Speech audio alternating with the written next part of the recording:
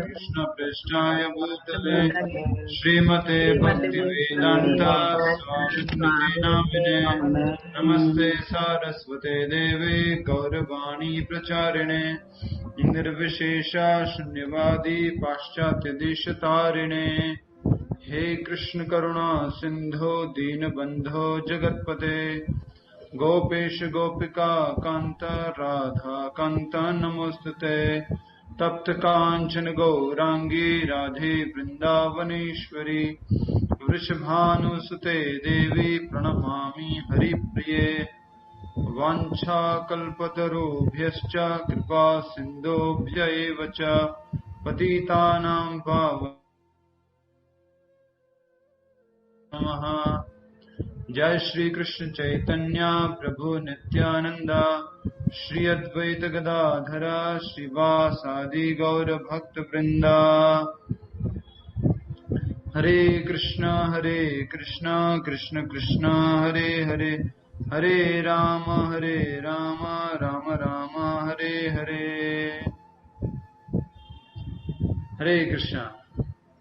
हरे कृष्ण महामंत्र की जय। श्री राधा वृंदावन चंद्र की जय। श्री गौर निताय की जय। जगत गुरु शिला प्रभुपाद की जय। निताय गौर प्रेमानंदे हरि हरि बोल। हरे कृष्णा। आज हम दूसरे अध्याय को कोशिश करेंगे कि पूर्ण हो जाए। दूसरे अध्याय में आज हम नंबर का श्लोक समझने जा रहे हैं। तो सभी से निवेदन है अपनी अपनी भगवत गीता में 71वां श्लोक खोलें। उससे पहले हम सब लोग भगवान का आह्वान मंत्र उच्चारण करेंगे। तो आप सभी से निवेदन है कि आप इस भगवान के आह्वान मंत्र को दोहराएं। ओम नमो भगवते वासुदेवाय। ओम नमो भगवते वासुदेवाय। ओम नमो भगवते वासुदेवाय। मुखं करोति वाचालं पंगुं लंघयते गिरिं यत्कृपातमहं वन्दे श्रीगुरुदेवतारम्। हरे कृष्णा। सभी भक्तों का स्वागत एक बार फिर से। और आज का कार्यक्रम जैसा कि आप जानते हैं पवित्र भक्तों की नगरी भगवान श्री द्वारकाधीश की नगरी गुजरात से हो रहा है और गुजरात में अहमदाबाद। और आज ही हम यहाँ पर पहुंचे हैं।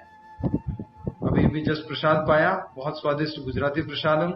और उसके बाद में अब कथा कर रहे हैं। तो पहले भोजन हो गया आज, फिर भजन हो रहा है। हरे कृष्णा। शुरू कर रहे हैं। सभी भक्त लोग हमारे पीछे श्लोक संख्या 71 को दोहराएंगे। विहाय कामान्यः सर्वान् पुमांश्चरते निष्प्रहः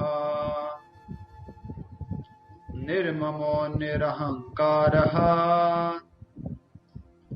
स शांतिम् अधिगच्छति।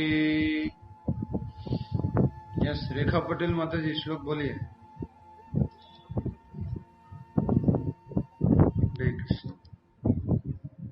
विहाय कामान्यः सर्वान् पुमांश्चरति निःस्पृहः निर्ममो निरहंकारः स शान्तिम् अधिगच्छति।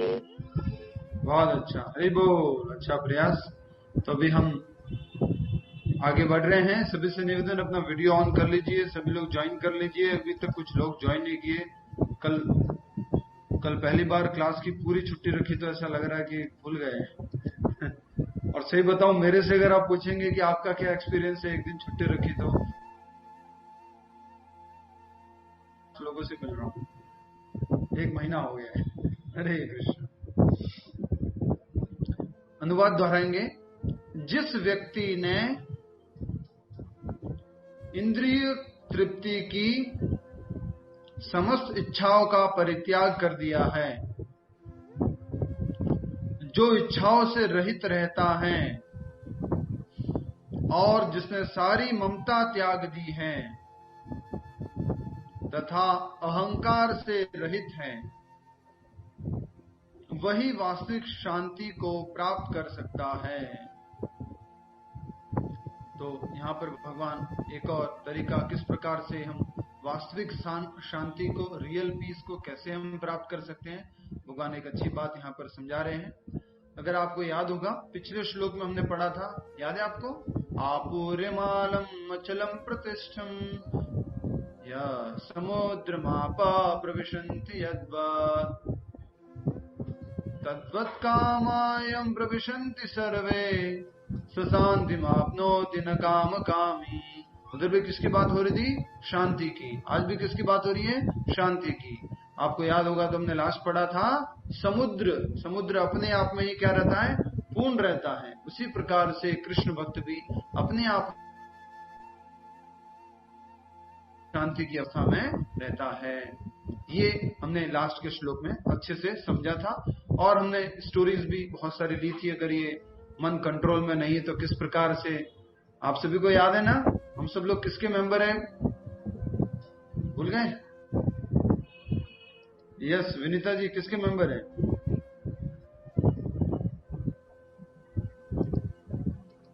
माइक अनम्यूट करके बोलिए। हरे कृष्णा। कुछ लोग इशारा करके बता रहे हैं, बहुत अच्छा। तो हम सब लोग क्लब 99 के मेंबर हैं। जाने अनजाने हमने कौन सा क्लब ज्वाइन कर रखा है? क्लब 99। मतलब उसमें क्या रहता है? हमेशा एंजाइटी में रहते हैं, और चाहिए और चाहिए, एक बाकी है 100 पूरा हो जाएगा, एक बाकी है 100 पूरा हो जाएगा, और जीवन भर उसी आशा में हम जो है भागते रहते हैं कि एक जो बाकी है ये पूरा हो जाएगा। अगर हम ये कुछ गाड़ी ले लेंगे या घर ले लेंगे या परिवार में संबंधित सगे संबंधियों से कुछ रिश्ते बना लेंगे तो ये जो है एक पूरा हो जाएगा। लेकिन वास्तव में कभी भी एक पूरा होता नहीं है। हमेशा हम 99 में ही रहते हैं। कोई भी दुनिया में ऐसा व्यक्ति नहीं है जो 99 के चक्कर से बाहर निकला हुआ है। तो आज हम समझने का प्रयास करेंगे कि उसको क्या कहते हैं जो 99 के चक्कर से बाहर है। एक तो आपने सुना होगा 84 का फेरा, 99 का फेरा, कुछ ऐसे साधारण भाषा में बोलते हैं। तो सब सही बोला है किसी ने, बोलने वाले ने कुछ गलत नहीं बोला है। तो यहाँ पर भगवान आज के श्लोक में बहुत अच्छी बात बता रहे हैं। जिस व्यक्ति ने इंद्रिय तृप्ति की समस्त इच्छाओं का परित्याग किया है, जैसा कि हमने श्लोक संख्या 55 में भी समझा था, वहां पर भगवान ने कहा था कि एक व्यक्ति कैसे व्यवहार करता है, स्थित प्रज्ञ व्यक्ति, तो वो अपने मनोधर्म से उत्पन्न जो इंद्रिय तृप्ति की इच्छा है उसको बिल्कुल भी त्याग कर देता है। हमारा मन हमेशा कौन सी इच्छा उत्पन्न करता है? खुद को एंजॉय करने की, ये करना वो करना, ऐसे होना चाहिए वैसा होना चाहिए। तो ये इच्छाओं को त्याग करने के लिए बोला था। याद है आपको? अनुकूलस्य संकल्प प्रतिकूलस्य, इशारा करके बताइए, प्रतिकूलस्य वर्जनम। भूल गए आप लोग। अनुकूल है उसको तो स्वागत करना है, और प्रतिकूल है उसको बाय बाय, टाटा, भीड़कम, ऐसे का। भूल गए थे? भूलना नहीं है, ये बहुत इंपॉर्टेंट सीरीज है। श्लोक संख्या 54 से श्लोक संख्या 72 तक आज, और हम अब पढ़ रहे हैं आगे। जिस व्यक्ति ने इंद्रिय तृप्ति की समस्त इच्छाओं का परित्याग कर दिया है, जो इच्छाओं से रहित रहता है। अब यहाँ पे एक बात लिखी है, इच्छाओं से रहित रहता है। कोई बता सकता है इच्छाओं से रहित कैसे रह सकते हैं? आप में से कोई हाथ खड़ा कीजिए, इच्छाओं से कैसे रहित रह सकते हैं? या पॉसिबल है ऐसा? कौन बताएगा? और कोई? यस, आपका अच्छा है। और कोई बताइए, कौन बताएंगे? इंदु माता जी कहाँ गए? इंदु गोयल बताइए। जय श्री कृष्ण प्रभु जी। जय श्री कृष्ण। हाँ, जो सब अपनी इच्छाओं को प्रभु की भावना से करता है, वो सब इच्छा के बारे में, अपनी इच्छाओं को भगवान की इच्छाओं में प्रेरित करते हैं। अपनी इच्छा भगवान की इच्छा को मतलब भगवान की इच्छा मानकर करता है। अपनी इच्छा को भगवान की इच्छा मानकर करता है? नहीं, मतलब कृष्ण भावना के भाविक होकर जो इच्छा करता है, जैसे कान से भगवान की, मान लीजिए उसको भी ड्रिंक करना है, स्मोकिंग करना है, तो वो ये कहेगा ये तो कृष्ण की इच्छा है। नहीं नहीं, ये नहीं करना है। तो जो कैसे? भी मतलब भगवान आपसे अपने अच्छी कृष्ण भगवान के तो इस दर्शन। तरह से कहेंगे कि कोई भी वो स्वयं के लिए इच्छा नहीं रखता है। यहाँ पर ये लिखा हुआ ना, इच्छा रहित होना। जी। इच्छा रहित होना तो पॉसिबल नहीं है। दुनिया में कोई भी व्यक्ति इच्छा रहित हो जाए, ये तो संभव नहीं है। कोई भी संभव नहीं है। कोई अगर कहता है ना कि मैं इच्छा रहित हूं, थॉटलेस हूं, इम्पॉसिबल। आप समझ जाइएगा वो व्यक्ति झूठ बोल रहा है। बट इस इच्छाओं को हमें क्या करना है? अपने लिए के लिए इच्छा होना है। समझ रहे आप? अपने लिए जो इच्छा नहीं रखता है उसको कहा जाता है इच्छा रहित। खुद की इंद्रिय तृप्ति की इच्छा नहीं करता है। तो आपको एक प्रश्न पूछता हूं, जो व्यक्ति अपनी इंद्रियों को तृप्ति करने की इच्छा उत्पन्न करता है उसको क्या कहते हैं? कौन बताएगा? अंकिता जी बताइए। मैंने अपनी जो नॉलेज उससे बता रही हूँ सर, जितना पता है। भोगी कह सकते हैं क्या? भोगी कह सकते हैं, बहुत अच्छा। शीतल जी बताइए। हरे कृष्णा प्रभु जी। हरे कृष्णा। उसको काम बोलते हैं प्रभु जी। उसको काम बोलते हैं, बहुत अच्छा। अरुणा देवनानी जी बताइए, प्रेम किसको कहते हैं? इच्छा को खुद की इच्छा बना के जो व्यक्त करते हैं उसे प्रेम बोलते हैं। हमारे मन के द्वारा ऐसी इच्छा उत्पन्न होना जो कृष्ण की संतुष्टि के लिए है, उसको क्या कहते हैं? प्रेम। ये डेफिनेशन हमेशा याद रखना, सभी भक्तों से निवेदन है, ये कभी नहीं भूलना। आत्मेंद्रिय प्रीति वांछा धारनाम काम, कृष्णेंद्रिय प्रीति वांछा धारनाम प्रेम। अपने लिए जितनी भी हम इच्छा करते हैं उसको काम कहते हैं, और भगवान श्री कृष्ण के लिए जो भी हम इच्छा करते हैं उसको प्रेम कहते हैं। ठीक है? तो यहां पर कहा जा रहा है इच्छा रहित होकर। तो इच्छा रहित तो हम नहीं हो सकते, लेकिन जरूर हम स्वयं के इंद्रिय तृप्ति की इच्छाओं से रहित हो सकते हैं। कृष्ण को संतुष्ट करने की इच्छा हम जरूर कर सकते हैं। तो ये हमने देखा। उसकी बात बता रहा है, जिसने सारी ममता त्याग दी है तथा अहंकार से रहित है। तो यहाँ पर जो अहंकार शब्द है वो एटीट्यूड से मतलब नहीं है। मैं ये जानता हूं, मैं इतना धन वाला हूं, मैं उतना गाड़ी वाला हूं, मैं इतना वैभव वाला हूं, उससे मतलब नहीं है ये अहंकार। यहाँ अहंकार से क्या मतलब है? मैं शरीर हूं, मैं पिता हूं, मैं माता हूं, मैं गुजराती हूं, मैं राजस्थानी हूं, मैं भारतीय हूं। ये सब क्या है? अहंकार, परिचय से संबंधित अहंकार। आवाज में कुछ प्रॉब्लम है क्या? ऐसा हो रहा है? कुछ वक्त लोग बोल रहे हैं डिस्टर्बेंस इज देयर, ऐसा है कुछ? सम डिस्टर्बेंस इज देयर। ठीक है, ठीक है। अभी क्या राजस्थान से गुजरात आए ना, तो अभी लैपटॉप सीखेगा थोड़ा थोड़ा गुजराती में, अभी कोडिंग करना नहीं सीखा है। ठीक है, राजस्थान नहीं, दिल्ली से आए। तो कोशिश कीजिए थोड़ा सा श्रवण कर पाए। माता जी थोड़ा सा पंखा एक कम कर दीजिए। तो यहाँ कहा जा रहा है जो समस्त ममता त्याग दी है। आपको मालूम होगा कि एक परीक्षित महाराज के समय में एक व्यक्ति आया था। उसका नाम क्या है? काले कपड़े पहनकर आया था, राजा का वेश पहनकर आया था। क्या नाम है उसका? कौन बताएगा? काले कपड़े, काला व्यक्ति और राजा का भेष पहनकर आया था। वो कौन है? कली पुरुष, उसको बोलते हैं कली पुरुष। एक व्यक्ति है वो। तो अगर आपको जानना चाहते हो तो यहाँ पर जैसे बताया गया ना, ममता, अहंकार, ये सब कलियुग के भाई बहन है। मोह, अहंकार, कली, द्वेष, जेलसी, ये सब कलियुग के। वहां पर उसका भी होगा, उसकी बहन भी होगी, उसकी और कोई बहन की बहन भी होगी, मतलब सारे लोग होंगे। जब ब्रह्मा जी ने उत्पत्ति की थी ना, तो ये सब एक साथ उत्पन्न हुए थे। कली पुरुष है, एक व्यक्ति है। उसी प्रकार से मोह एक व्यक्ति है, ईर्ष्या एक व्यक्ति है, क्या बोलते हैं, द्वेष एक व्यक्ति है, क्रोध एक व्यक्ति है। ये सब व्यक्ति है। तो ब्रह्मा जी ने सबकी सृष्टि एक साथ की थी। तो ये सब एक दूसरे के क्या है? भाई बहन है। कहां पर भी एक रहता है तो उसके पास दूसरे धीरे धीरे आ जाते हैं। राइट? यस और नो? किसी को गुस्सा है तो धीरे धीरे अहंकार आ जाता है साथ में ही। और मोह भी आ जाता है, ये सब धीरे धीरे आपस में मिल जाते हैं। तो यहां पर कहा गया है ममता को त्याग करके। ममता से क्या अर्थ होता है? आप में से कोई ममता है क्या? नहीं है? अच्छा। तो ममता का क्या अर्थ होता है सही भाषा में अगर कोई बताएंगे तो? कौन बता सकता है? ममता अटैचमेंट। Very nice.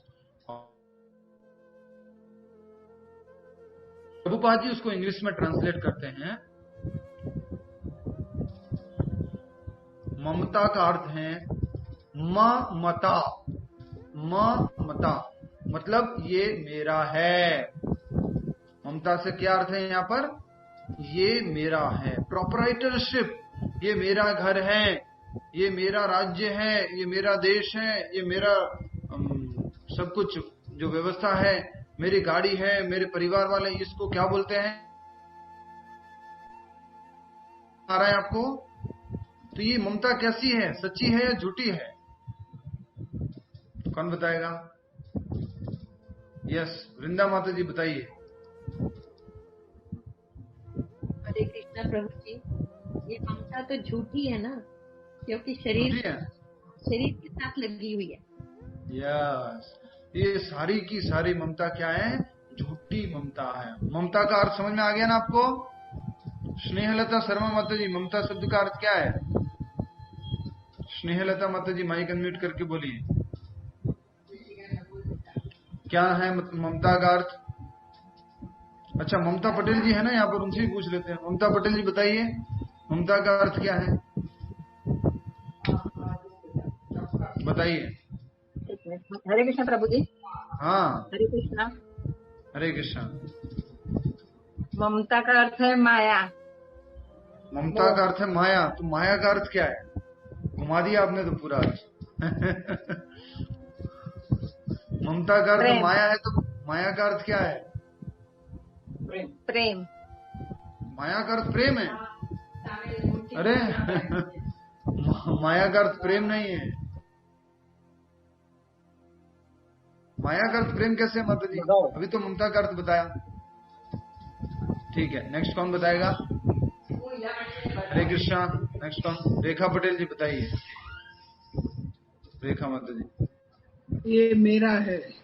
यस, ममता का अर्थ क्या है? ये मेरा है, माइन। तो ये सब त्याग देना है। और क्या क्या त्यागने को बोला है?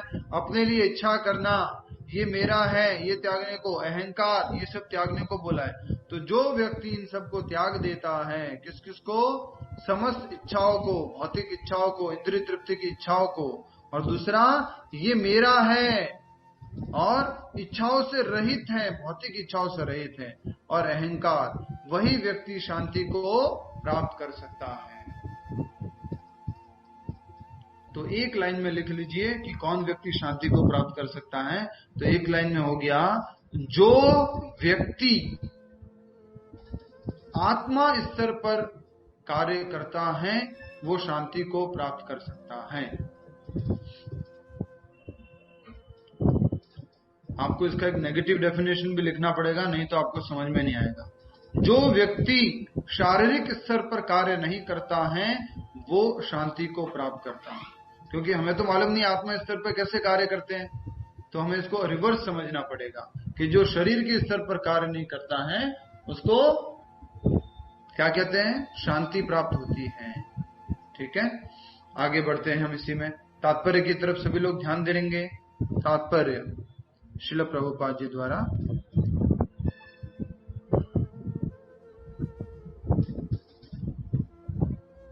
निष्प्रह होने का अर्थ है इंद्रिय तृप्ति के लिए कुछ भी इच्छा न करना। श्लोक में शब्द है निष्प्रह, तो इंद्रिय तृप्ति के लिए कुछ भी इच्छा नहीं करना। तो यहाँ किसकी इंद्रिय तृप्ति की बात हो रही है? इशारा करके बताइए सभी लोग, सभी लोगों को उत्तर देना है। यहाँ कहा है निष्प्रह अर्थात इंद्रिय तृप्ति की इच्छा से रहित होना। कंचन बड़ानी माता जी, किसकी बात हो रही है? इंद्रिय तृप्ति की इच्छा से रहित होना। इशारा कीजिए सभी लोग। आशिता जी, किसकी इंद्रिय तृप्ति की बात हो रही है यहाँ पर? इशारा करके बताइए। यस, स्वयं की इंद्रिय तृप्ति की इच्छा नहीं होना। ये सबसे पहला कहा गया, निष्प्रह शब्द का अर्थ बताया गया। दूसरे शब्दों में कृष्ण भावना भावित होने की इच्छा वास्तव में इच्छा शून्यता या निष्प्रहता है। अगर कोई कहता है कि डिजायर लेस होना है, थॉट लेस होना है, इच्छा रहित होना है, तो आपका उत्तर क्या होना चाहिए? यस, बताइए रूपल पटेल जी, बताइए क्या उत्तर होना चाहिए आपका? इच्छा रहित होना तो पॉसिबल नहीं है, पर जो आने वाली मन में इच्छा है उसको भगवान के प्रति जोड़ना है।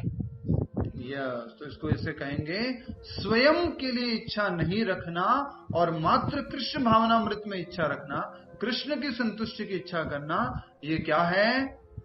इच्छा रहित होना। आज के बाद कभी भी आपसे ये प्रश्न पूछा जाए, आपके पास प्योर क्लियर अंडरस्टैंडिंग होनी चाहिए। कभी भी आपसे कोई आर्ग्यूमेंट करे कि देखो मैं तो मेडिटेशन में जाती हूँ और मेरा माइंड थॉटलेस हो जाता है, या मैं किसी और जगह जाता हूँ, आपको उत्तर देना है इम्पॉसिबल। क्या उत्तर देना है? इम्पॉसिबल। कोई भी थॉटलेस हो जाए, इम्पॉसिबल। एक काम हो सकता है, थॉट्स तो आएंगे, उनको कृष्ण से जोड़ देना है। थॉट्स फिर किसके लिए हम जनरेट करेंगे? मात्र कृष्ण के लिए। जैसे हमारे सामने माता जी बहुत ही सुंदर भगवान श्रीनाथ जी के लिए बहुत सुंदर अपने हाथों से एक माला बना रही है, गार्लैंड बना रहे हैं, तो अलग अलग मल्टी कलर्ड है और बहुत अच्छा है। ये इच्छा करना, ये इच्छा हमें रखनी बहुत जरूरत है। इसी को कहा गया है इच्छा शून्यता। प्रभुपाद जी इसको इंग्लिश में वर्ड जो यूज करते हैं वो भी बता देता हूं मैं। प्रभुपाद जी ने इसके लिए इंग्लिश में शब्द उपयोग किया है,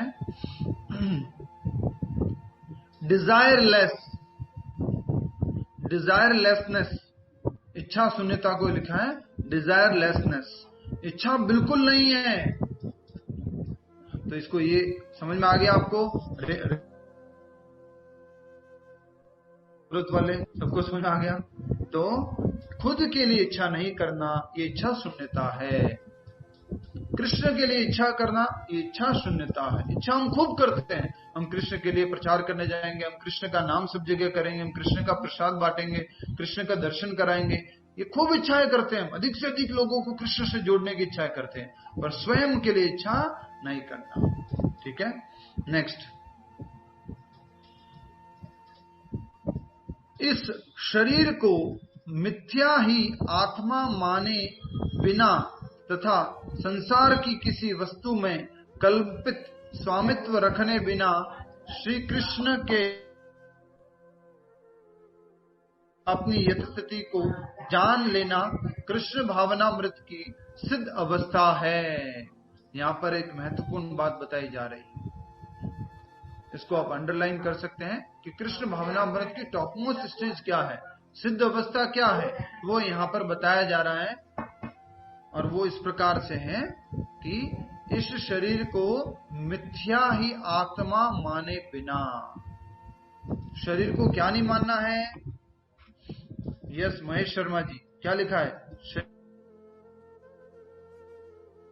आत्मा क्या मतलब है इसका? मतलब yes? आत्मा स्वयं की शरीर की इच्छा को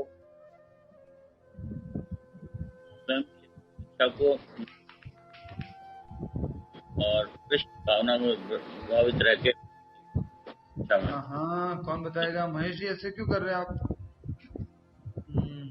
सुनीता शर्मा माता जी बताइए क्या अर्थ है इसका? सभी लोग अपनी बुक में देखिएगा, हमेशा जब पढ़ते हैं तो बुक में ध्यान रखना भगवत गीता में।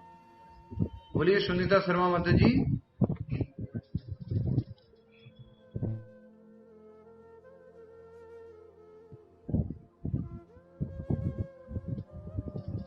हरे कृष्णा, बोलिए। हरे कृष्णा प्रभु। प्रभु खुद को बॉडी ना मानना। यस, खुद को बॉडी नहीं मानना, इसको इस तरह से कहेंगे कि हम शरीर नहीं हैं, हम क्या है? आत्मा है। इस बात को मानना। और यहां पर ये कहा गया है, इस शरीर को मिथ्या ही आत्मा माने बिना, झूठे ही हम इसको क्या मान लेते हैं, आत्मा मान लेते हैं कि मैं स्वयं ये शरीर हूं। ये झूठी आइडेंटिटी है। इसलिए श्लोक में कौन सा शब्द उपयोग हुआ है इसके लिए, कौन बताएगा? इसके लिए श्लोक में कौन सा शब्द उपयोग हुआ है? इशारा करके बता दीजिए सभी लोग, इशारा करके बताइए कौन सा शब्द है? अहंकार। कौन सा शब्द उपयोग हुआ है? अहंकार। मैं, ये अहंकार जो शब्द है वो उपयोग हुआ। इसके लिए कहा गया है मिथ्या ही, झूठे ही हम इस शरीर को क्या मान लेते हैं, स्वयं मान लेते हैं, हम तो आत्मा हैं। तथा संसार की किसी वस्तु में कल्पित स्वामित्व रखे बिना, तो ये क्या है, ममता। पहला क्या हो गया, अहंकार, दूसरा क्या है यहाँ पर, ममता। संसार की किसी वस्तु में कल्पित स्वामित्व रखे बिना श्री कृष्ण के नित्य दास के रूप में अपनी यथार्थ स्थिति को जान लेना कृष्ण भावनामृत की सिद्ध अवस्था है। समझ में आ गई क्यों बदा जना ने, बदा जना बोलते क्या बोलते, ठीक है। पहला क्या है, पहला है शरीर नहीं मानना अपने आप को। दूसरा क्या है, संसार में जो भी वस्तुएं हैं उसके ऊपर अपना स्वामित्व नहीं मानना। ये दो बातें बताइए। तो हम क्या है, विभा जैन माता जी, तो हम क्या है, न तो हम शरीर है, नहीं संसार की वस्तु है हमारी, तो क्या मानना अपने आप को, आपको आत्मा मानना हो और कृष्ण के दास मानना। यस, तो यहाँ जो लास्ट लाइन लिखी है वो बहुत ही महत्वपूर्ण है। श्री कृष्ण के नित्य दास के रूप में अपनी यथार्थ स्थिति को जान लेना कृष्ण भावनामृत की सिद्ध अवस्था है, टॉप मोस्ट है। मैं कौन हूँ प्रभु जी मालूम है, मैं कंचन भड़ानी हूँ, मैं रेखा पटेल हूँ, मैं रेखा छिपा हूँ, मैं दिग्पत सिंह हूँ। ये सब क्या है, ए फॉल्स आइडेंटिटी है, झूठी आइडेंटिटी है। एक बार तो क्लास में हो गया था, जिसे आपको मालूम ही है, मैंने किसी के नाम के आगे पटेल लगा, प्रभु जी पटेल नहीं तो ये क्या है, झूठी आइडेंटिटी है। तो ये यहाँ पर कहा जा रहा है कि मैं शरीर भगवान का नित्य। अब जल्दी से, मैंने पहले भी बताया था, इस शब्द को आपको गुजराती में भी मुझे आज सिखाना पड़ेगा। तीसरी भाषा में मैं सीखना चाहता हूँ इस बात को, ठीक है। 3 भाषा में आता है, चौथी भाषा में सीखना चाहता हूँ। पहला है कन्नड़ा में नानो होद्रे नानो होगबोदो, सेकंड है इंग्लिश में when I will go then I may go, and तीसरा है जब मैं चला जाएगा तो मैं जा सकता हूँ। गुजराती में कैसे बोलेंगे वो आप बता दीजिएगा। एक बार शायद बताया भी था आप लोगों ने, मैं भूल गया हूँ। क्या मतलब है इसका, जब मैं जा सकता हूँ, जब मैं जाएगा तो मैं जा सकता हूँ।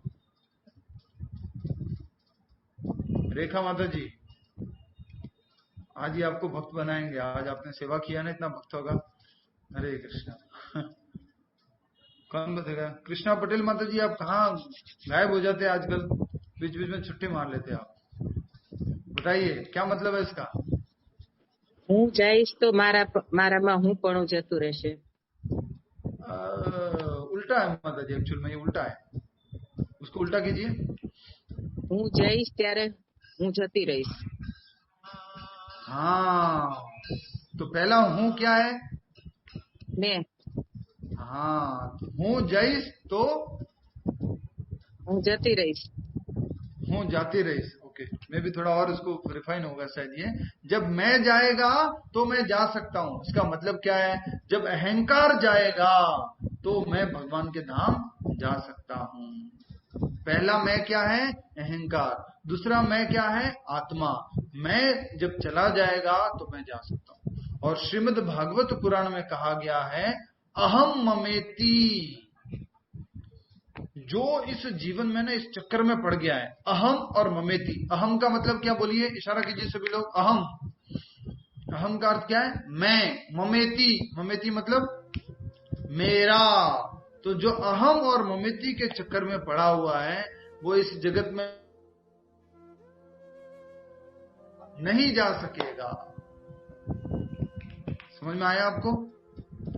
जो अहम मतलब मैं, ममेति मतलब मेरा, जैसे कि आज श्लोक में भी शब्द उपयोग हुआ था। क्या हुआ था, ममता।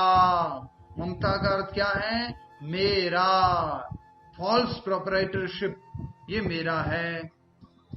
ये मेरा है, वो भी मेरा है, ये भी मेरा है, ये घर का गार्डन भी मेरा है माता जी, ये घर भी मेरा है, ये एसी भी मेरा है, ये गाड़ी भी मेरी है, ये पूरा बंगला मेरा है। ये सब क्या है? False proprietorship. तो ये जब तक रहेगा तब हम भगवान के धाम नहीं जा सकते। और यही जब सब कुछ हम क्या कर लेंगे, हमारे घर में मंदिर स्थापित कर लेंगे और कहेंगे ये घर भगवान का है, मैं भी भगवान की हूँ, ये बच्चे भी भगवान के हैं, पति पत्नी जो भी है वो भी भगवान के हैं, ये घर का गार्डन जो है वो भी भगवान का है, ये गाड़ी भी भगवान का, सब कुछ भगवान का है। तो क्या चला जाएगा फिर धीरे धीरे? मैं चला जाएगा। तो मैं सबसे महत्वपूर्ण बीमारी है। और हम मैं तो बहुत एक्सपर्ट है, जिसके लिए हमने उदाहरण देके बता भी दिया था, याद है आपको? एक गार्डनर का, एक पटेल भाई ने बढ़िया गार्डन बनाया था और लोग आके बोलते थे बहुत सुंदर गार्डन है, बहुत अच्छे फूल आते हैं, बहुत अच्छे फल आते हैं। और वो क्या कहते थे, हाँ मैंने मेहनत किया है, मालूम है कितना टाइम मेहनत करने से ही आया है। फिर कभी एक जो है बैल आकर के उसके अंदर चला गया और पूरा तहस नहस कर दिया उस गार्डन को। उससे पूछा गया क्या हो गया? अरे ये भगवान भी ना क्या हम क्या करते रहते हैं, पूरा सब गड़बड़ करवा दिया भगवान ने। ऐसा करके भगवान को ब्लेम करने लग जाते हैं। और जैसे ही बात आती है कि कहीं क्रेडिट मिलने वाला है, कुछ बात होने वाली है, तो मैंने ऐसा किया, मैंने ऐसा बताया था, कोई छुपाता नहीं है अपने मैं को, सब सबसे पहले आगे लेके आते हैं, राइट? तो यही सबसे इंपॉर्टेंट बात बताई गई श्रीमद् भागवत पुराण में भी, अहम ममेति, इन दो चीजों से मुक्त होना है। कृष्णा पटेल माता जी, अहम मतलब मेरा, ममेति अहम मतलब मेरा और ममेति मतलब मैं, राइट? एम आई राइट? बताइए। अहम मतलब मेरा, ममेति मतलब मैं। अहम मतलब मेरा, ममेति मतलब मैं खुद। उल्टो छे। अहम मतलब मैं और ममेति मतलब मेरा, ठीक है? अहम मतलब मैं। तो भागवत पुराण में साफ साफ लिखा हुआ है, जब तक अहम ममेति की भावना नहीं जाएगी तब तक हम भगवान के धाम नहीं जा सकते हैं। नेक्स्ट तात्पर्य में आ जाइए सभी लोग।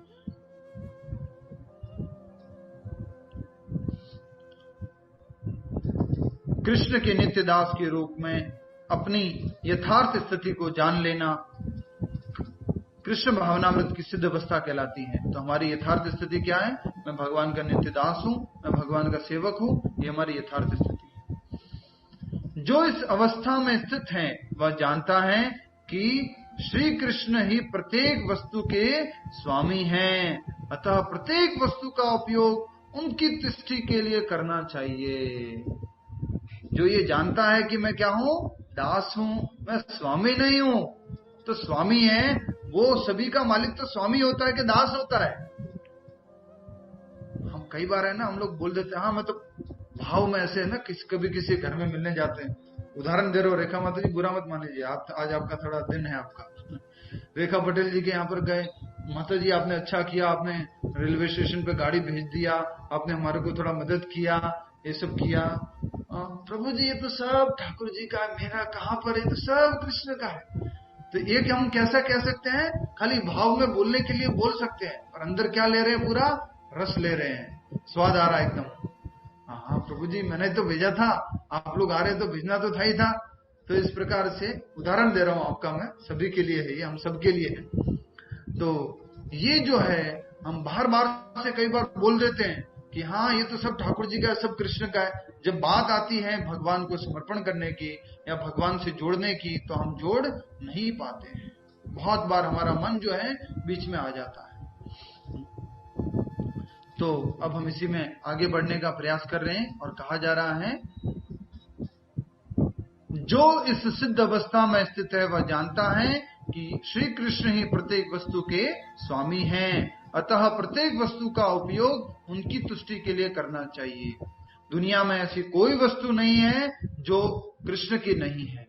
7वें अध्याय में भगवान श्री कृष्ण कहते हैं भौतिक शक्ति भी मेरी ही है, आध्यात्मिक शक्ति भी मेरी है, जल अग्नि वायु आकाश इनसे भी जो भी कुछ बना हुआ है वो सब कुछ मेरा है। 7वें अध्याय में भगवान कहते हैं। तो प्रत्येक वस्तु फिर भगवान की ही तुष्टि के लिए उपयोग करनी चाहिए। अर्जुन आत्मतुष्टि के लिए युद्ध नहीं करना चाहता था, किंतु जब वह पूर्ण रूप से कृष्ण भावना भावित हो गया तो उसने युद्ध किया, क्योंकि कृष्ण चाहते थे कि वह युद्ध करे। तो अर्जुन युद्ध नहीं करना चाहता था, क्यों? क्योंकि वो अपने लिए युद्ध करने की बात समझ रहा था। मुझे युद्ध करना है और मैं युद्ध करूंगा तो मैं किंगडम को एंजॉय करूंगा, मैं राज्य को भोगूंगा, तो उसके लिए वो युद्ध नहीं करना चाहता था। लेकिन जब उसको ये कृष्ण भावना पूरी मालूम पड़ी, भगवत गीता जब पूरी उसको मालूम पड़ी, तो उसने क्या किया? भगवान श्री कृष्ण की प्रसन्नता के लिए युद्ध किया। आपसे अगर कोई पूछे ना आज की बात, भगवान श्री कृष्ण के परम भक्त अर्जुन ने युद्ध क्यों किया? क्या उसको भोगने की इच्छा थी? क्या उसको बहुत कुछ चाहिए था? आपका उत्तर होना चाहिए, कृष्ण की इच्छा के लिए युद्ध किया, मात्र कृष्ण की इच्छा के लिए। तो हम सब लोगों के जीवन में भी यही प्रिंसिपल सिद्धांत होना चाहिए। कोई भी कार्य करते हैं, सोना, उठना, जगना, बैठना, नहाना, कुकिंग करना, ऑफिस जाना, जो भी कार्य करते हैं हम वो कृष्ण की इच्छा पूरी करने के लिए होना चाहिए। प्रभु जी कृष्ण तो है नहीं हमारे पास, कैसे मालूम पड़ेगा कि कृष्ण की इच्छा पूर्ति करने के लिए है या नहीं है?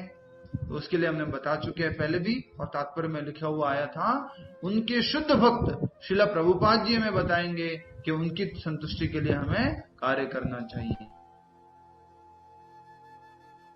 कृष्ण से जोड़ना चाहिए। नेक्स्ट, क्योंकि कृष्ण चाहते थे वह युद्ध करे, इसलिए उसने युद्ध किया।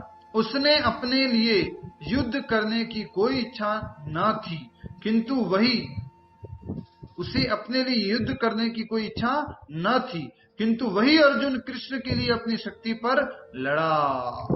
पहले अर्जुन क्या बोल रहा था, याद है आपको? भूल गए? हे केशव, मेरा रथ दोनों सेनाओं के बीच में लेके जाइए। भगवान लेके गए। फिर क्या बोला भगवान ने? कुरु नीति, सारे कुरुओं को देखो। उसने देखा, फिर उसके बाद क्या हो जाता है उसका देखने के बाद में? सबसे पहला सिम्टम कहां पर आता है? माइंड में। माइंड में क्या होता है उसके? फिर दया आ जाती है और वो शोक में आ जाता है, और उस कारण से फिर वो रोने लगता है। पहले सिम्टम कहां पर आते हैं? माइंड में। किसी ने कुछ बोल दिया तो कहां पर जाता है सबसे पहले? माइंड में, और उसके बाद में फिर वो शरीर में सिम्टम दिखाता है। फिर उस अर्जुन का जो है मुंह सूखने लगा, हाथ कांपने लगे, पूरा शरीर कंपन करने लगा, त्वचा जो है जलने लगी, और हाथ से गांडीव धनुष खिसकने लगा, सिर चकराने लगा, और बोलता है, हे केशव, मैं और खड़ा नहीं रह सकता। स्थान में, अपने स्थान में बैठ जाता है।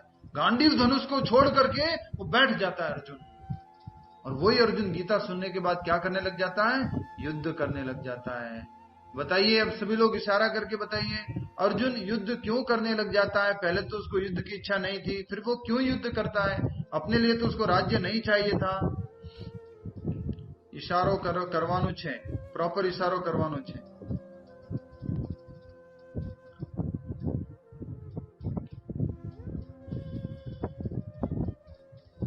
यस, वंशी बजाओ वालों छे कानो, क्या थोड़ा ट्राई करूंगा।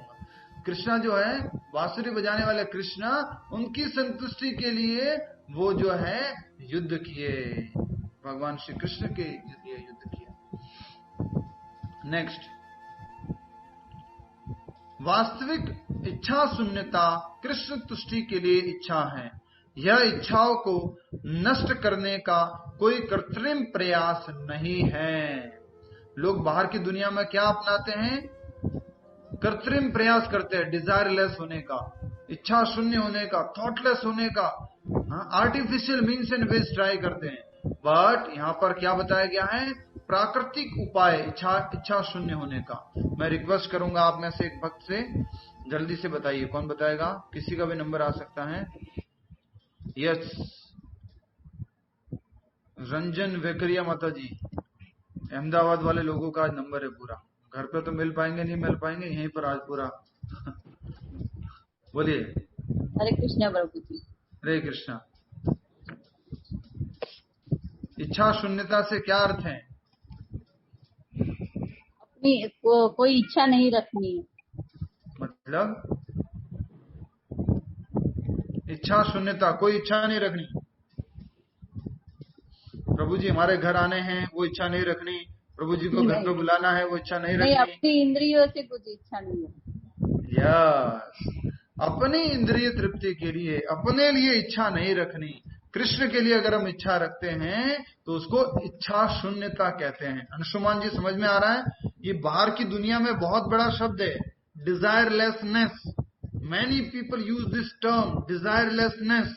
हमें डिजायरलेस होना है, इच्छा शून्य होना है, थॉटलेस हो जाना है। पॉसिबल नहीं है, नहीं है, नहीं है। क्या उत्तर हो? ये पीछे देख रहे हो, इतने सारे ठाकुर जी, अश्वनाथ जी हैं। इनके लिए इच्छा करना, यही रियल इच्छा शून्यता है। तो आपसे निवेदन करूंगा, अपने डायरी में, अपने पेपर पेन से उसमें लिख लीजिए, इच्छा शून्यता बराबर कृष्ण के लिए ही इच्छा करना, अपने लिए इच्छा नहीं करना। Desirelessness, only desiring for Krishna, not for our own self.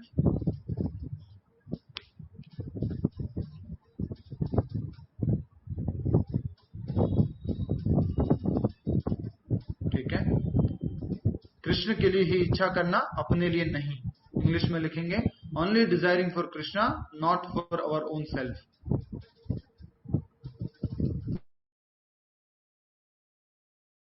के बारे में ये दुनिया में कोई नहीं बता सकता जो प्रभुपाद जी ने आज बताया है।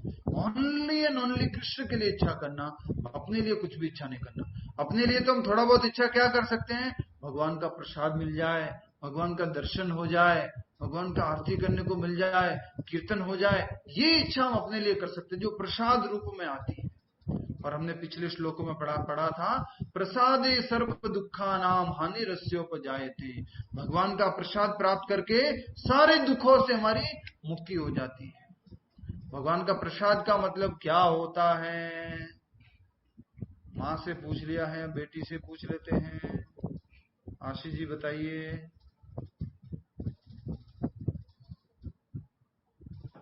हरे कृष्णा प्रभु जी। जो भी चीज जो भगवान को अर्पण की है उसको क्या कहेंगे? प्रसाद, भगवान का प्रसाद।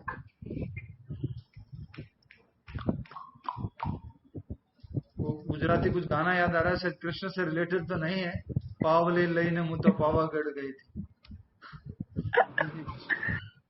बताइए, कौन बताएगा? प्रसाद का मतलब क्या है? कृष्णा पटेल जी, आप उस क्लास में थे, अब आप कहना मत, मैं तो आए नहीं थे उस क्लास में। भगवान को जो अर्पण करके खाते हैं वो भगवान का प्रसाद। प्रसाद बोलते हैं, तो प्रसाद का शाब्दिक अर्थ क्या है? इसलिए आई थिंक ओनली नोट्स बनाते हैं, उसको फिर दोबारा देखते भी नहीं है, या फिर कभी कभी छुट्टी कर लेते हैं, इसलिए ऐसा हो जाता है। कौन बताएगा? और कोई बताइए। अहमदाबाद वाले लोगों से निवेदन है, आज आपकी परीक्षा है। सोचिए, 2 दिन आपकी परीक्षा होने वाली है, आज और कल। आपको प्रूव करना है कि अहमदाबाद आगे है। अहमदाबाद वाला और कौन है? अरुणा देवनानी जी अहमदाबाद के नहीं है। कृष्णा पटेल जी बोल रहे मैं तो बॉम्बे में रहती हूँ, मुझसे क्यों पूछ रहे हो? बॉम्बे आओ तो पूछना मेरे से। यस, विभा जैन जी बताइए, आपकी टीम को लीड करेंगे। हरे कृष्णा प्रभु। हरे कृष्णा। भगवान की कृपा। भगवान की कृपा। प्रसाद शब्द का अर्थ होता है मर्सी ऑफ द लॉर्ड। जो हम प्रसाद पाते हैं ना, उसको भी हम प्रसाद बोलते हैं। उसका अर्थ होता है भगवान की कृपा। हम इसको भगवान की कृपा कहा जाता है प्रसाद को। जब भगवान की कृपा हो जाएगी तो हम ऑटोमेटिकली सारे दुखों से मुक्त हो जाएंगे। और यहाँ पर कहा गया है इच्छा शून्यता के बारे में। इच्छा शून्यता का अर्थ हमने समझ लिया। अंकिता जी, क्या लिखा आपने इच्छा शून्यता का अर्थ बताइए। प्रभु जी, वो प्रसाद का अर्थ लिखा था भगवान की इच्छा। इच्छा शून्यता का लिखा है desirelessness, only desiring for Krishna, not for self. For Krishna, not for self, ये इच्छा शून्यता है। नेक्स्ट, जीव कभी भी इच्छा शून्य या इंद्रिय शून्य नहीं हो सकता।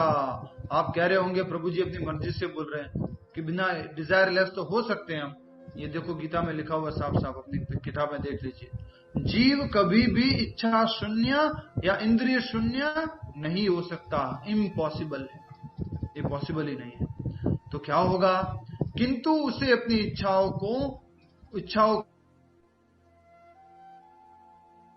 क्वालिटी डिजायर्स बदलना होगा। किसके लिए वो डिजायर करता है वो बदलना होगा, और सारी इच्छाओं को मैं किससे जोड़ना होगा, कृष्ण से। भक्ति में कुछ भी क्या नहीं करना है, इशारा करके बताइए, भक्ति में क्या नहीं करना, कुछ भी छोड़ना नहीं है। क्या करना है, सब कुछ जोड़ना है, सब कुछ कृष्ण से जोड़ना, ये भक्ति है। ठीक है, नेक्स्ट। भौतिक दृष्टि से इच्छा शून्य व्यक्ति जानता है कि अवास्यम इदम सर्वम, ये ईशोपनिषद का श्लोक है। अतः वह किसी वस्तु पर अपना स्वामित्व घोषित नहीं करता। यह दिव्य ज्ञान आत्म साक्षात्कार पर आधारित है, अर्थात इस ज्ञान पर कि प्रत्येक जीव कृष्ण का अंश स्वरूप है और जीव की शाश्वत स्थिति कभी न तो कृष्ण के तुल्य होती है न उनसे बढ़कर। इस प्रकार कृष्ण भावनामृत का यह ज्ञान ही वास्तविक शांति का मूल सिद्धांत है। हमारे को शांति कैसे मिलेगी, शांति का मूल सिद्धांत नहीं करना।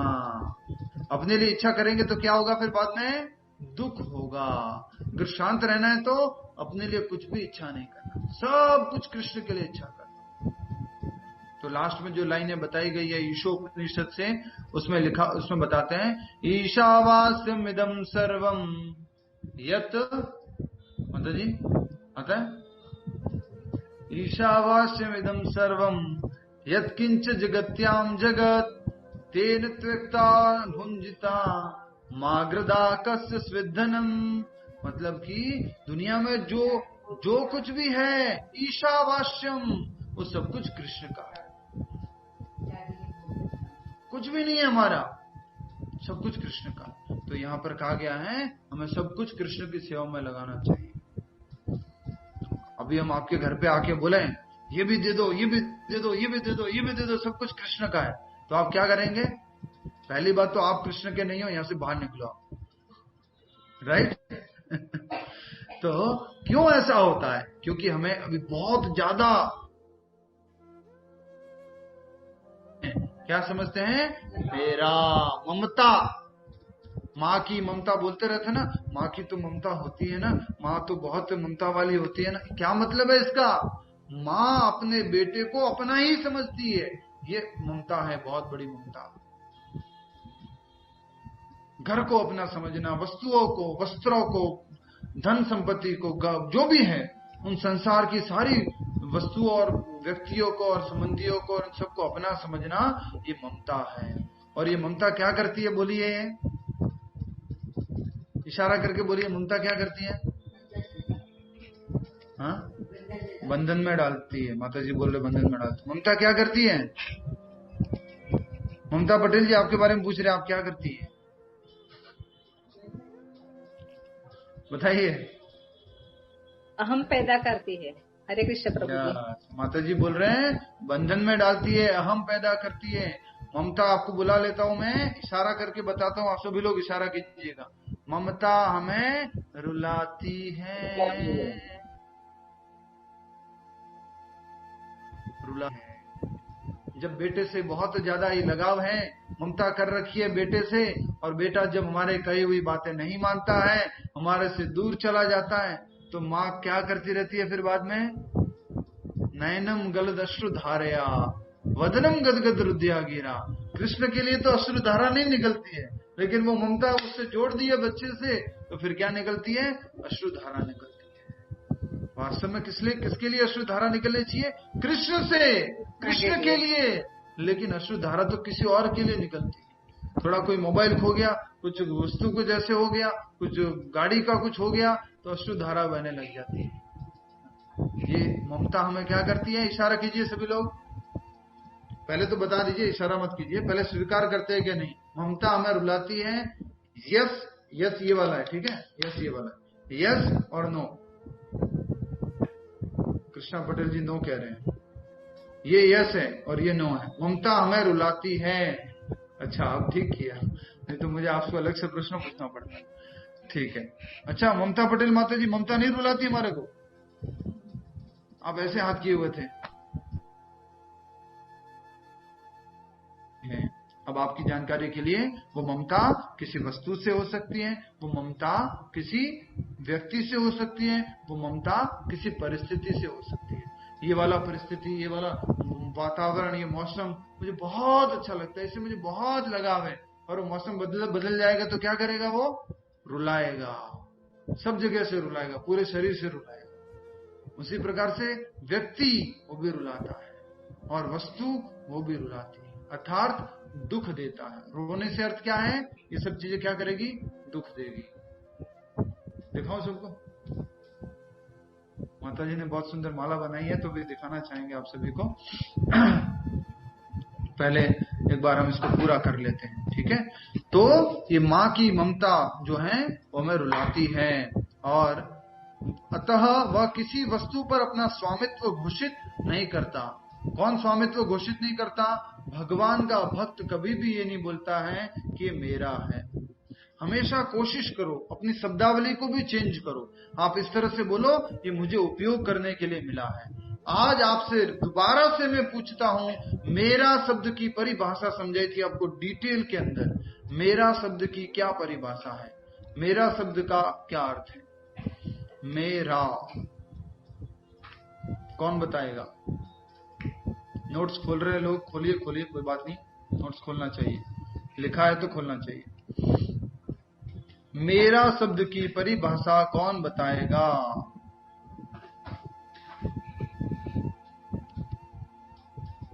मेरा शब्द की परिभाषा कौन बताएगा? प्रमोद कुमार जी बताइए, क्या बात है? जो भी कुछ हमें साधन टेम्परेरी रूप में यूज करने के लिए मिले हैं, उन्हीं के लिए हम कहते हैं ये मेरा। या कुछ भी व्यक्ति, वस्तु, ये माता जी के यहाँ पर हम आए हुए हैं। माता जी हरे कृष्णा, माता जी मिल लीजिए आप। हरे कृष्णा। माता जी ने, इन्हीं माता जी ने, पहले तो जो मैं आपको माला दिखाने जा रहा हूँ उसको सूंघिएगा मत दूर बैठ के, या फिर भोगने की प्रसाद मत समझिएगा। ये भगवान को भी अर्पण नहीं किया है। तो इतना सुंदर इन्होंने, माता जी ने ये माला बनाई है, आप देख सकते हैं।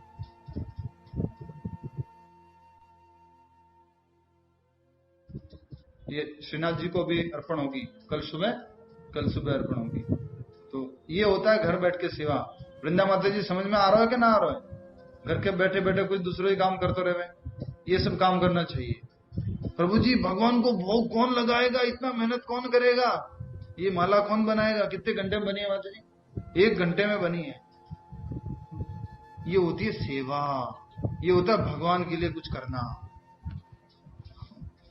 टाइम निकालना पड़ेगा, सेवा करनी पड़ेगी। कृष्ण ही तो हमारे स्वामी हैं, उनके लिए नहीं करेंगे तो किसके लिए करेंगे हम? आपका नौकर बोले मैं आपके लिए काम नहीं करूंगा, तो आप क्या कहेंगे? निकल जाए यहाँ से, दोबारा शकल मत दिखाना। पर भगवान फिर भी कभी हमें ऐसा कहते हैं क्या? कृष्ण ने कभी बोला ऐसा? फिर भी कृष्ण दयावान है। कृष्ण कहते हैं कोई बात नहीं, कभी और कभी और कभी और, तो ट्राई करना। तो वो स्वामी हैं और हमें उनकी सेवा में लगना है, प्रेम पूर्वक सेवा में। यही कहा गया है आज के श्लोक में। वह किसी वस्तु पर अपना स्वामित्व घोषित नहीं करता, अर्थात कि ये मेरी है या मेरा है। यह दिव्य ज्ञान आत्म साक्षात्कार पर आधारित है, अर्थात जीव का, इशारा करके बोलिए, प्रत्येक जीव कृष्ण का, इशारा कीजिए सभी लोग, प्रत्येक जीव कृष्ण का अंश है, प्रत्येक जीव कृष्ण का अंश है, ठीक है। दूसरा, जीव की शाश्वत स्थिति कभी न तो कृष्ण के तुल्य होती है न उनसे बढ़कर। कभी कृष्ण के बराबर भी हम नहीं हो सकते हैं और कृष्ण से कभी बढ़ भी नहीं सकते हैं। तो हमेशा हम क्या बने रहते हैं? दास बने रहते हैं, हमेशा हम अंश बने रहते हैं। अंश कभी भी कृष्ण के बराबर नहीं हो सकता या कृष्ण से बड़ा नहीं हो सकता। आजकल का कोई नौकर मालिक से बड़ा हो सकता है, आजकल का कोई नौकर जो है मालिक से अधिक शक्ति अर्जित कर सकता है, लेकिन हमारी जो स्थिति है वो क्या है, हमेशा हम भगवान के दास बने रहेंगे, हमेशा भगवान की सेवा में रहेंगे। इस प्रकार कृष्ण भावनामृत का यह ज्ञान ही वास्तविक शांति का मूल सिद्धांत है। वास्तविक शांति किसमें मिलती है? जैसे कि हम 5वें अध्याय के 29वें श्लोक को भी समझे थे, भोक्ताराम यज्ञ तपस्याम, सारी यज्ञों का, सारी तपस्याओं का जो स्वामी है, भोक्ता है, वो भगवान कृष्ण है। मैं भोक्ता नहीं हूं। समझ में आ रहा है आपको? घर में जो भी वस्तु आती है, जो भी कोई गाड़ी आती है, कुछ भी होता है घर में नया वगैरह, वो सब कुछ सबसे पहले भगवान श्री कृष्ण को अर्पण करना चाहिए। आइए तो अब हम सभी लोग मिलकर सामूहिक रूप से भगवान श्री कृष्ण का महामंत्र का जप करते हैं।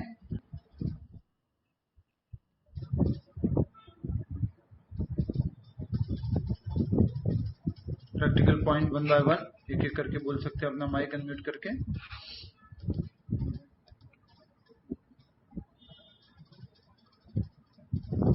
वन बाय वन बोल दीजिए। हरि बोल। हरे कृष्णा प्रभु जी। संयम मराठा जी, फिर भगवती जी, फिर रेखा पटेल जी। आज के सेशन में हमने सीखा है कि थॉटलेस होना इम्पॉसिबल है, इसलिए हमें अपने थॉट्स को कृष्णा से जोड़ देना चाहिए। यस, हमें अपने थॉट्स को कृष्ण से जोड़ देना। ठीक है, नेक्स्ट। हरे कृष्णा प्रभु जी। हरे कृष्णा। हमको only desire for Shri Krishna के लिए करनी चाहिए, अपने लिए नहीं करनी चाहिए। यस, सारी इच्छा हमें कृष्ण के लिए करनी चाहिए, अपने लिए नहीं करनी चाहिए। 2 हो गए। नेक्स्ट, तीसरा।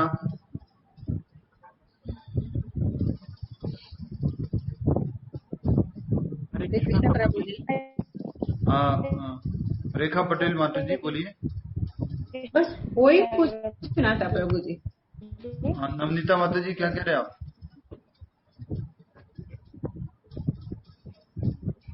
नवनीता दास जी क्या कहना चाह रहे हैं? ठीक है, आप बोलिए। रेखा माता जी आप बोलिए।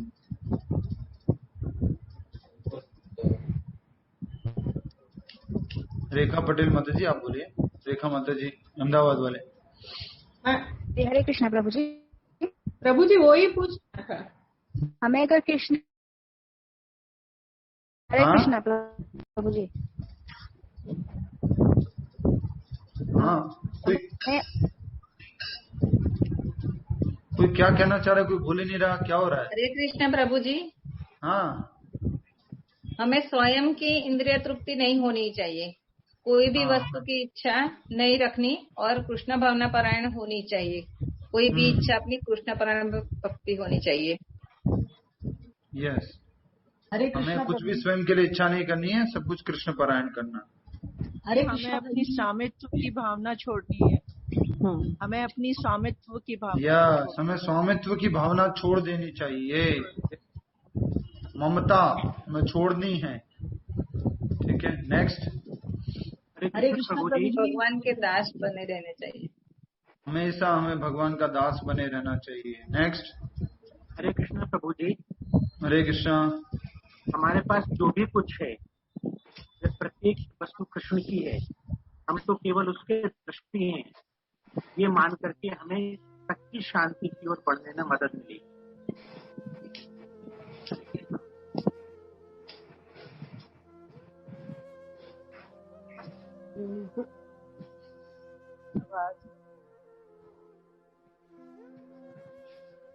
अगर हम ये मानेंगे कि सब कुछ कृष्ण का है और सब कुछ कृष्ण के लिए है, सारी वस्तुएं कृष्ण के लिए हैं, तो हमें सच्ची शांति का अनुभव होगा। नेक्स्ट।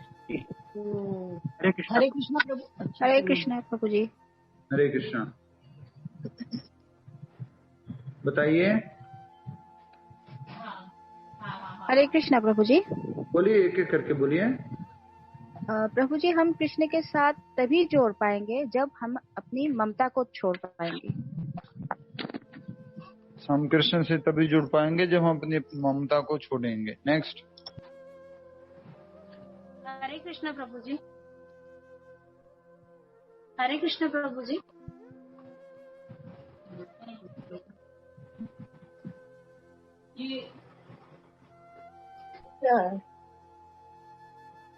क्या हुआ?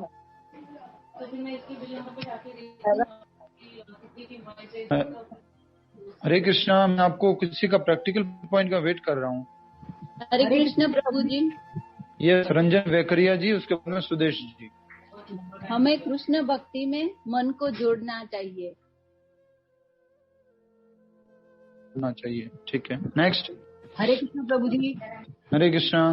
हमें अपना मैं मतलब अहंकार पूर्ण रूप से छोड़ना ही पड़ेगा, तभी हम भगवान के धाम जा सकते हैं। यस, मैं अर्थात हमें अपना अहंकार छोड़ना होगा, तभी हम भगवान के धाम जा सकते हैं। ठीक है, नेक्स्ट। हरे कृष्णा प्रभु जी। हरे कृष्णा।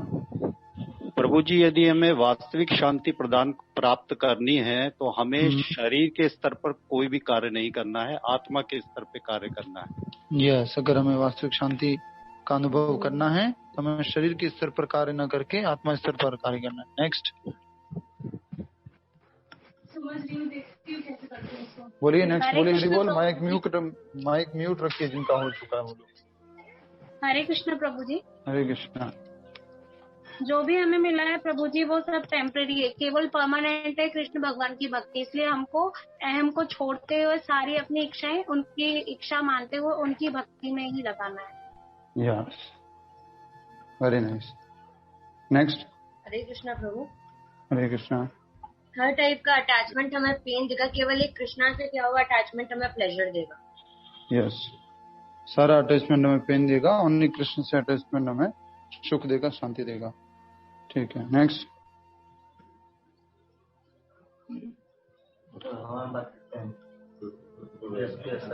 नेक्स्ट बताइए।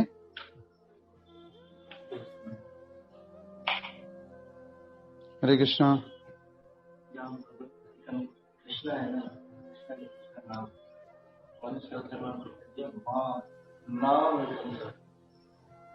हरे कृष्णा। हरे कृष्ण प्रभु जी। जी बताइए। हमें प्रत्येक वस्तु का स्वामी भगवान श्री कृष्ण जानना चाहिए जी। सभी वस्तु का उपयोग भगवान की तुष्टि के लिए करना चाहिए। यस, सभी वस्तुओं के स्वामी भगवान कृष्ण हैं और उनका उपयोग भगवान के लिए करना चाहिए। नेक्स्ट।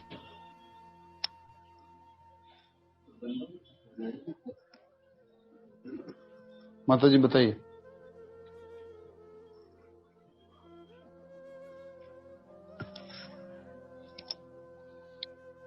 हरे कृष्णा। ठीक है, ये प्रैक्टिकल पॉइंट बंद करते हैं, अपना आपका